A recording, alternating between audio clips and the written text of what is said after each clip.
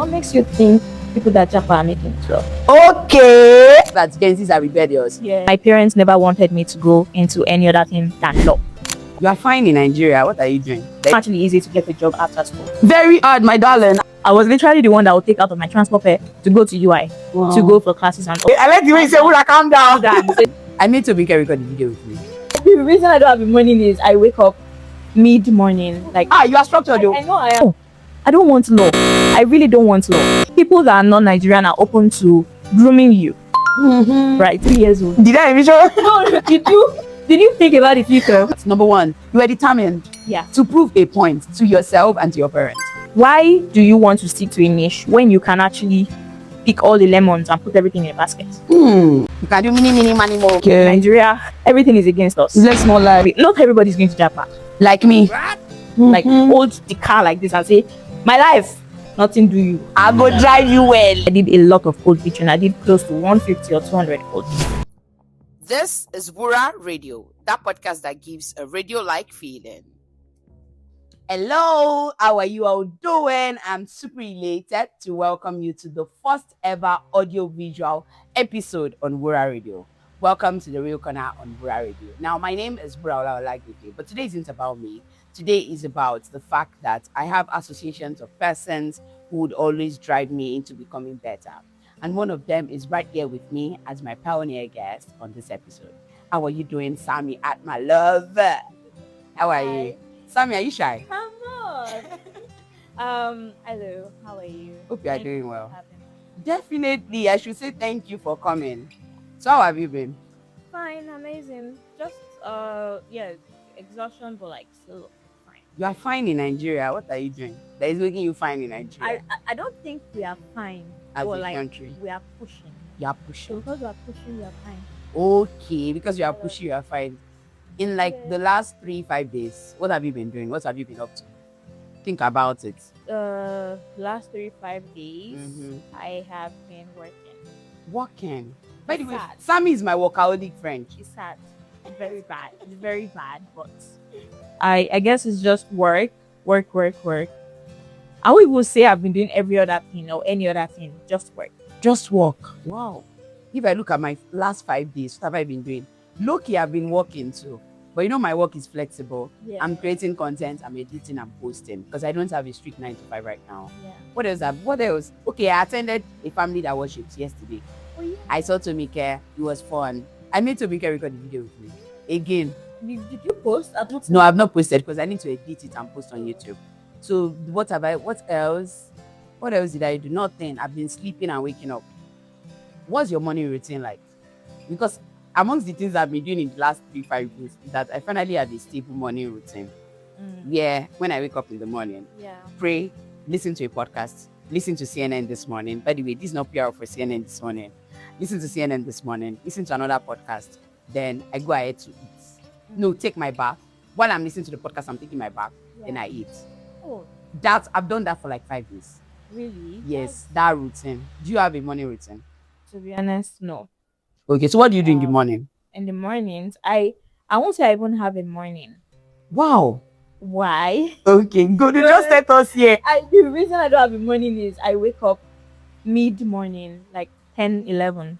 So because I wake up mid-morning, it's like I turn on the bed, then finally get up by 11. And because I'm quite opportune with that wherever I am, like where I stay, nobody really disturbs me. So okay. It's not like, oh, stand up and do this or go do that. So most times as I'm getting up from the bed, I just put my laptop. Wow. But okay, I like the way you say, Wura, calm down. So I'm not saying I'm always working, but like I don't really live a very healthy lifestyle right now. Oh. So because I sleep by like 1, by 2 or 3 a.m. So I'm always exhausted in the morning, and there's still work to be done or meetings to be attended. So when I do finally get out of the first hour of waking up and responding to messages, but I'm already late. You know, I'm not supposed to wake up by 11. Exactly. Yeah. So let's say by 12, I then say, oh, I get up, I go have my baked.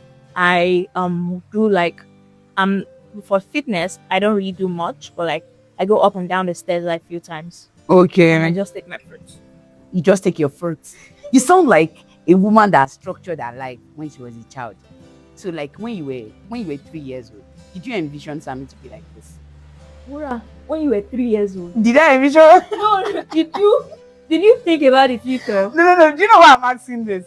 Let me tell you the reason I asked that question. Yeah. Sam, you give me the vibe of someone who since they've been young, they've always planned that this is what I will do. I'm so ambitious and I will achieve this. That's why I directed the question to you, because every time I see you, you give me vibe of this girl at 10, she knew that she was going to do this with her life. You are very structured. Do you know that? You are structured though. I know I am. I was in the same group with you in school. Sure, you know. We attended the same university, by the way. I was in various groups with you, I think like 2 times. And you always be the one to direct the structure. So that's why I asked you that. Maybe when you were 3, maybe you had your own life figured out. Let me know. I don't know. I think it's me as a person. Okay. So I'm a kind of person that likes to dot all my I's, cross all my T's, and make sure what is right is right. Okay. So because of that, there's no other way for me. No other way. Nothing. What else should we be doing if we're not doing the actual right thing? Right? A serious person. I'm very, people say it. They say I'm too serious, too uptight. I don't think so. I think when you want to be free, you'll be free. I mean, I jump on calls with you and we speak for 2 hours without a topic. Yeah, exactly. And it's always fun, right? So I think when you want to be free, you'll be free. Moving on, because you've told me about your mornings, and now I know that you're one of the night owls, right? Yeah. So like you walk into the night, you wake up late mornings, and it's like that for you. Now let's get into one of the things I want to discuss with you. You see, graduating from University of Ibadan, a number of persons had to look for a job from scratch. Yeah. You are one of those friends of mine who didn't have to look for a job. Now, I'm not saying that Sammy's life is perfect, but I'm saying that whilst we were in school, because while I was in school, I was hosting events as a job, which I'm doing right now. You were doing something. How did you come about learning that you need to do that? For me, it's a personal story. Okay. In the sense that it was more of a challenge. I challenged myself and I challenged my mom. Okay. So my parents never wanted me to go into any other thing than law. Okay. I was not supposed to do CLE. Like, I think there was a time that I was even beaten because I chose CLE. Yeah. It was like, oh, what are you going to do with your life? Like, literally, because the typical Nigerian parents, they think linear. They don't think, oh, there is something else for you out there aside typical law, medicine, engineering. Because if I tell you that every other sibling of mine actually follow their dreams. Wow. Like my parents' dreams. Oh, you be a doctor, you be an engineer. That's like siblings are like that. So for me, it was just this happened and I am sticking to my decision. So even times when 100 level after the first session, my mom wanted to force me to leave CLE. Really? Gave me different, if you go to law, we won't, like, I was like, okay, so if I do law, what do you have for me? Mom even said, oh, I'm going to open firm for you. I'm like, no, I don't want law. I really don't want law. Then I just had to challenge myself that I'm going to make you see a reason as to why I don't want law. So as at 200 level, the first ever savings I had, I think it was like 40 or 50K. I just said, I'm going to use all this money to learn advertising. Okay. I really want something for myself from advertising. So luckily for me, that was when like O2 came. Okay, O2 Academy. Yes. Academy. Yes, so O2 came, and then I was part of a few persons to actually attend the classes and all. This was during strike. So when every other person was at home, resting, relaxing, I was going to UI. Weekends. My mom did not give me money. I was literally the one that would take out of my transport fare to go to UI. Wow. To go for classes and all. So I won't say that I had life figured out early. It was just because I wanted to challenge the narrative that you cannot make it anywhere else than law. So there is that, and then there's also the aspect where yes, it's not actually easy to get a job after school. Very hard, my darling. I'm job hunting. It's not easy to get a job, even with the qualifications as well. Yes. I did a lot of cold pitching. I did a lot of, I think at some point I was exhausted. I did a lot of cold pitching. I did close to 150 or 200 cold pitching. You mean, so by cold pitching, she's saying that she kept on sending cold mails? Different mails to agencies, to persons, to HRs, literally. Wow. So I think what really struck out for me is just the fact that my first ever agency, she's not really Nigerian. She's mixed. Okay. So people that are not Nigerian are open to grooming you. Right. I'm not saying Nigerians are like Nigerian employers are not, but like they rather, oh, what do you have? Well, I had nothing. I didn't have anything. I only had my O2 academic certificate. So she was like, okay, let's see what you can do. She gave me an assignment. I did the assignment. It was not perfect, but she was like, oh, we can make do with something. That was how it started. Makes sense. So I could get from your story right now that number one, you were determined to prove a point to yourself and to your parents. Yeah. And I think that that's one thing that most Gen Zs have, that our parents are beginning to see as rebellion. So you see, they will say that Gen Zs are rebellious. Yeah. Gen Zs will say that this is what I would do and I would do it. But the opposite to what they think about Gen Zs, don't want to do 9 to 5. They don't want to do 9 to 5, all those kind of things. But you've been able to prove that, yes, Gen Zs can say that they want something, but the truth is, it can also come from the place of determination. Yeah. And that's one thing I've taken from that. Now, in recent times, I will talk about something that is trending. There is one thing that is trending presently, and that is our darling Money Points. Maybe is he managing director or CEO? Yeah. Apologies, sir. He said something about Gen Zs. Yeah. And before we started recording, I was talking to Samiat that to some extent there is a level of truth in what he said, but most of it is full of lies to some extent. Yeah. What do you think about it? Now, don't come for Sammy. Sammy is my friend. I'm not gonna say too much. You're not say too much, just say something. But I just think that the iota of truth that I said is in everything he said. Okay. There is something about Gen Z right now. I did read about it, like, was it last week? We want to stick to a niche and not move from that niche. Say, for example, in marketing world right now, the most trending job ever is social media management. Yeah. And a lot of social media managers, if you ask them, what do you do? Like, aside to SMM, aside posting, because social media management is not just posting, it's a lot more than posting. Yes. So what else can you do? They say, oh, I can post, I can create calendars, but that's still social media management. Like, I'm just of the opinion that why do you want to stick to a niche when you can actually pick all the lemons and put everything in a basket? I ask a lot of people that. So why just SMM? Right? You don't necessarily, it can be your main service, main skill you have. Doesn't mean you should not be very well knowledgeable about every other thing. Yeah. So the aspect where he said, oh, yes, the skills are not there, we are just more distracted and all of that. I won't say I understand where he's coming from, but we're distracted. As a generation. We're distracted. Yeah. But in it for the bag and the money alone. Yeah. So because it's not fueling, like our interests or skills are not fueling where we should be, it makes it hard for employers to say, oh, I really want this person. Okay. So overall, that's just what you think. Nice. So I have a box here of propagandas. Because it's the real corner, I like to trash out propagandas on the real corner. So you pick one. Whatever one, don't worry, don't think about your life. It's not deep. Okay. You pick one. The one you pick, you just tell me your take on it. Okay. Yeah, pick one. You can do mini, money more. Mini, money more. You say ding dong. Just pick one. Okay. Then you read it and let's see. Hopefully you pick. Don't worry, it's not deep. You are safe with me. What's there? I hope you can read my handwriting. Oh, come on, I went to school. You went to say, oh, sorry. Okay, you need to Japa to make it well. Yeah. Japa syndrome. That's the propaganda you choose. Do you believe in this propaganda that you need to Japa before you can make, not even before you can make it, before you can make it well? Do you think so? What makes you think people that Japa are making it well?